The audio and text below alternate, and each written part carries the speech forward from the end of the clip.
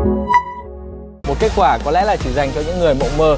Indonesia 3 và đây là một kết quả hòa ngay trên sân của đội tuyển Indonesia, và có lẽ là câu hỏi đầu tiên tôi muốn dành cho cả ba vị khách mời một câu hỏi. Media besar Vietnam dan sebagian media Asia menyebut, Indonesia diprediksi akan menjadi negara langganan Piala Dunia. Bahkan kekuatan timnas Indonesia berpotensi menjadi raksasa Asia baru yang akan menjadi pesaing utama Jepang. Berkat pamor disertai dengan peningkatan tajam timnas Indonesia, ternyata makin banyak pemain keturunan mengaku sedang antri dan berharap dipanggil oleh PSSI untuk perkuat timnas Indonesia. Sebelum kita bahas, mohon disimak hingga selesai, agar Anda dapat memahaminya secara utuh. Berikut berita selengkapnya yang sudah kami rangkum.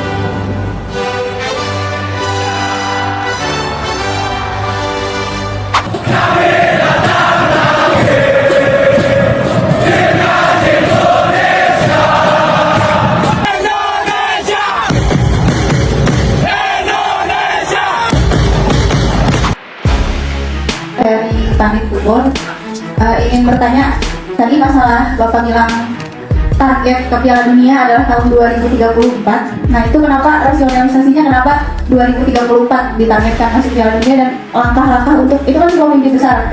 Langkah-langkah atau programnya supaya timnas bisa masuk ke Piala Dunia 2034 itu seperti apa, Pak? Ya, kita punya target jangka panjang, menengah, dan pendek. Dan target-target itu tidak hanya yang saya sudah sampaikan kepada rekan-rekan media, hanya target sesaat. Artinya apa? Oh, 2034 masuk World Cup, tapi tahun berikutnya gagal.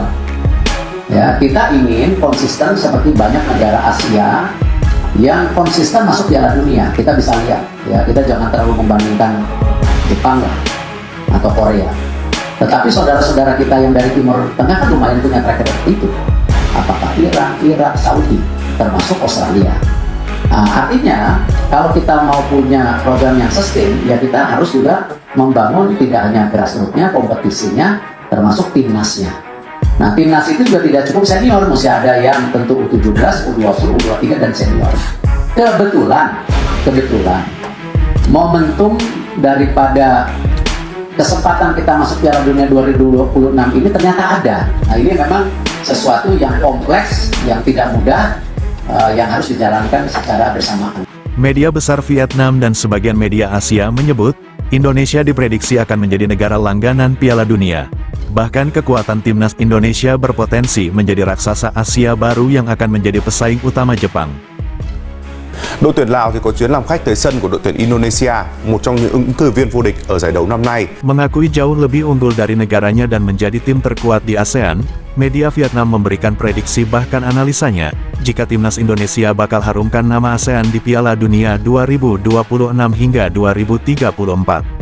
Media Vietnam, Soha, secara tak terduga memberikan prediksi beserta analisanya, bahwa timnas Indonesia akan menjadi wakil Asia Tenggara di Piala Dunia 2026 hingga 2034.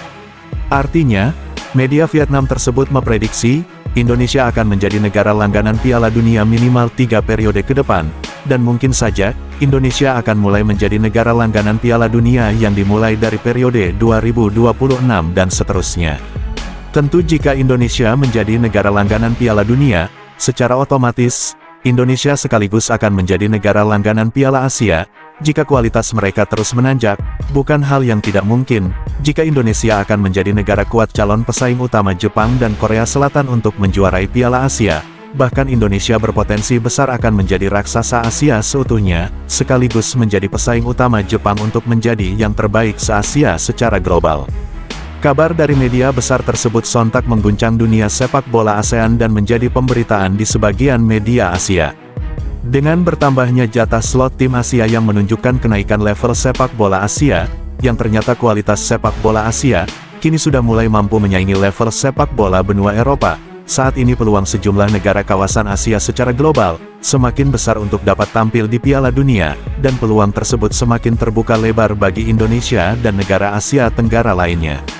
Prediksi tersebut disampaikan oleh media besar Vietnam, Soha, yang mengatakan bahwa Indonesia adalah tim dengan performa terbaik di Asia Tenggara saat ini, dan menjadi salah satu raksasa Asia secara global. Hal itu sudah terbukti. Mereka mampu bersaing dengan para raksasa Asia di grup C yang merupakan grup paling sulit dari semua grup yang berada di kualifikasi Piala Dunia zona Asia. Bahkan, mereka mampu menyingkirkan Arab Saudi yang notabene merupakan salah satu raksasa Asia, sekaligus menjadi negara langganan Piala Dunia. Tidak hanya pencapaian itu saja, bahkan, timnas Indonesia juga disebut berpotensi besar kembali dapat menyingkirkan Australia untuk memperebutkan urutan 2 di grup C. Mengingat materi pemain berkualitas Indonesia yang saat ini sudah sangat baik, bahkan materi pemain berkualitas mereka akan masih terus bertambah. Potensi kekuatan Indonesia terus menunjukkan perkembangan yang begitu cepat bahkan dengan waktu yang singkat. Sekelas tim yang baru terbentuk seperti Indonesia, namun mereka mampu bersaing dengan para raksasa Asia. Bisa dibayangkan dengan prediksi nyata, bagaimana jika potensi mereka di kemudian hari dengan materi pemain yang sama bahkan terus berkembang. Bukan hal yang mustahil jika Indonesia akan mengancam kekuatan Raja Asia yang sekaligus merupakan salah satu raksasa dunia, yakni Jepang. Kekuatan timnas Indonesia diprediksi akan terus berkembang, mengingat mereka baru terbentuk dan baru beradaptasi. Dengan materi pemain yang mendukung, Indonesia hampir dipastikan menjadi salah satu negara Asia yang bakal menjadi negara langganan Piala Dunia. Setidaknya hal itu akan terjadi mulai 2026 hingga 2034. Setelah periode tersebut, semua tergantung dari federasi mereka, bagaimana cara mempertahankan kekuatan sepak bola Indonesia itu sendiri. Itulah kutipan media besar Vietnam Soha. Federasi Sepak Bola Belanda, beserta pemerintahan di Belanda mendukung penuh langkah Indonesia, untuk memanfaatkan SDM mereka yang dianggap berkompetensi membangun perkembangan sepak bola Indonesia, sekaligus mendukung langkah Indonesia untuk menggunakan pemain berdarah Indonesia membela akar mereka yang berasal dari Indonesia. Tentu dengan adanya kerjasama Pertisius kedua negara tersebut, dimulai dari sekarang, ada dua opsi pilihan bagi para pemain Belanda, membela Belanda atau membela Indonesia. Dengan begitu, kini para pemain berdarah Indonesia Belanda, mereka memiliki peluang lebih besar untuk menentukan karir internasional. Mereka diberi kebebasan dalam menentukan karir internasional mereka, memilih Belanda atau Indonesia. Dari hubungan erat kedua negara tersebut, terbukti, kini sangat banyak pemain keturunan Indonesia yang berkarir di Belanda, mulai terbuka dan menunjukkan ketertarikan mereka untuk membela tanah leluhurnya Indonesia. Banyak dari mereka mengaku sedang menunggu panggilan PSSI untuk membela Sang Merah Putih di ajang internasional. Selain dari itu, para pemain keturunan sekaligus berkesempatan untuk dapat mempromosikan sepak bola Indonesia, yang kini sudah mulai dilirik banyak klub Eropa. Berikut sejumlah fakta era baru sepak bola Indonesia, yang sudah menempati peta sepak bola dunia, mulai dari perkembangan kualitas, sistem dan standar tinggi, hingga pamor timnas Indonesia itu sendiri. Kini sudah menjadi market value tersendiri di mata dunia. Berikut penjelasan di era baru sepak bola Indonesia yang kini sudah mendunia. So they're fighting for great things, and that's what we are aiming to do as well. So I will have a lot of fun following Indonesia in the World Cup. Saya baru bisa mengumumkan technical advisor untuk tim nasional kita, yaitu saudara Jordi Cruyff.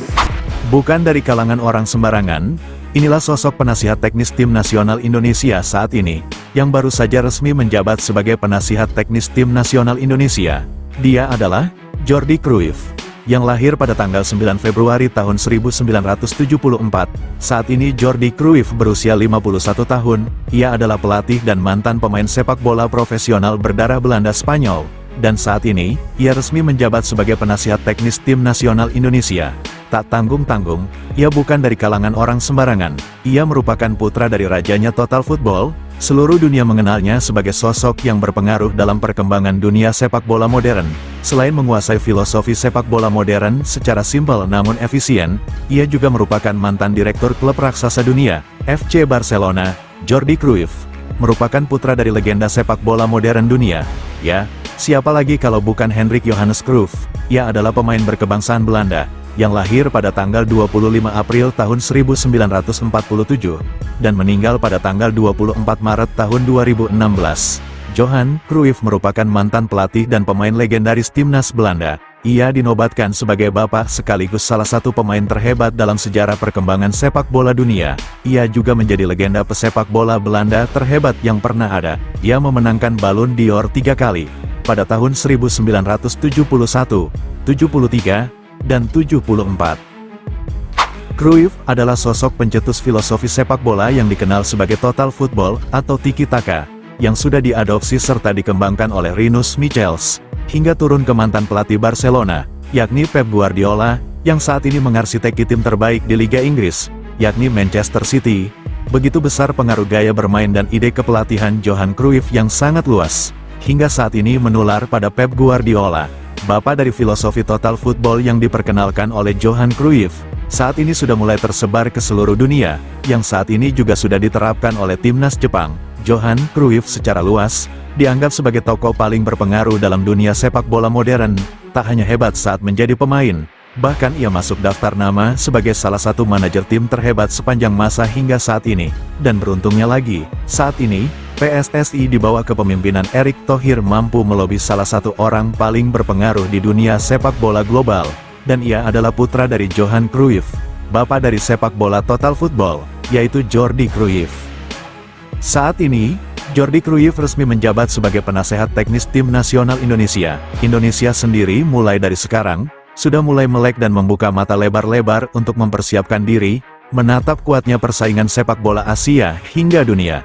Dalam hal ini, PSSI mempersatukan seluruh elemen hingga melihatkan sejumlah orang yang memiliki pengalaman profesional tinggi di dunia sepak bola secara global. Perubahan besar PSSI secara totalitas sudah dimulai, dengan perombakan perubahan secara besar-besaran, mulai dari bawah hingga ke atas. Hal itu agar Indonesia bisa menciptakan bibit dengan bobot standar tinggi. Mulai dari saat ini, Indonesia akan mulai menyerap dan belajar banyak hal.